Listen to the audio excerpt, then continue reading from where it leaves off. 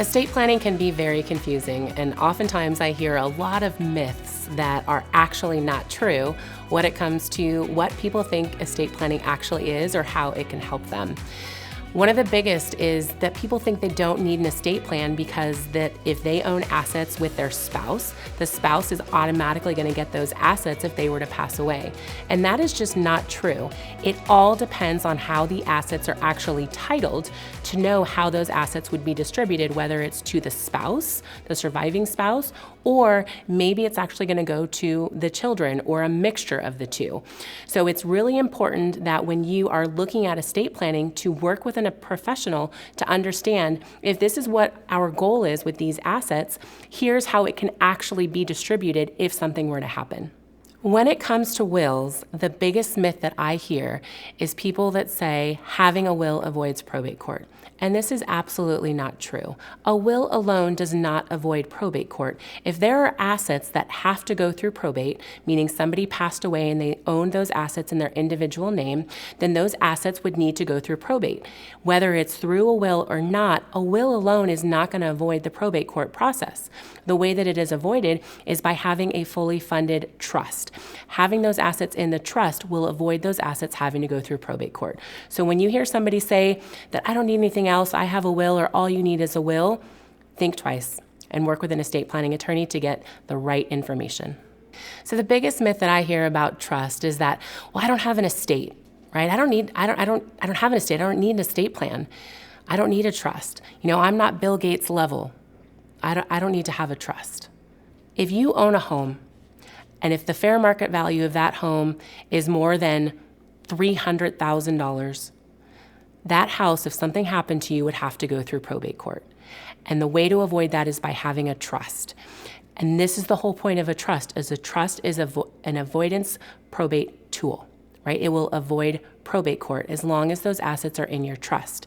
And so when you think about maybe my estate isn't big enough, I don't really need that level of estate planning, think again, because without having it, your estate could pay $26,000 for a $500,000 estate to go through probate court. And by paying a fraction of that cost now, by putting an estate plan in place, you're preventing all of that cost, as well as frustration and stress in the future. When it comes to probate court, a lot of people think that the assets are not at the level that it would require needing to actually go through probate court. And that just isn't true. In the state of California, the limit to go through probate right now is $184,250, which means if you have an estate worth over that amount, or if you have somebody that's passed away that has over that amount of money, that amount of assets in their estate, not necessarily cash, it could be property, then it would be required to go through probate.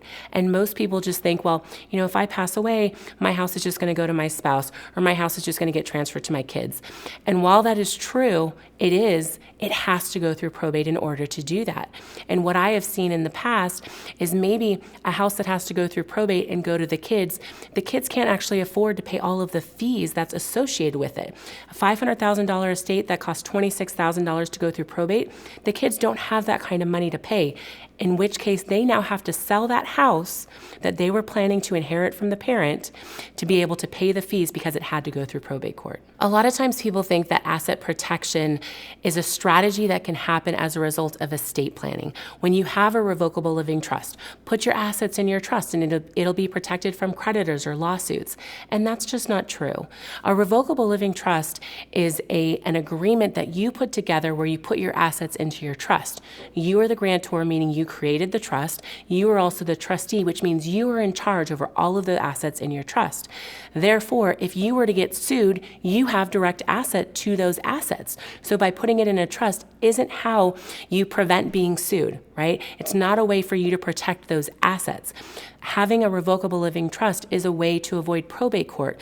If you were to get sick, it's to make sure that you can be protected and taken care of, but it's not a way to protect your assets from creditors.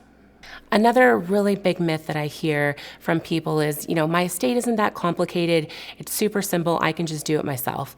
And you can absolutely do it yourself. But what I find is that when people DIY their estate plan, whether it's pulling up documents and just filling out forms on their own, is they're not going through and actually understanding what the terms mean.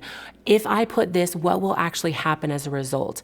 And I have seen a lot of horror stories that have come through where we've had to go through probate or trust administration to fix the problems, as well as to fix this peace of mind that is given where it's actually just a complete shamble when it gets to the point that it needs to be in use.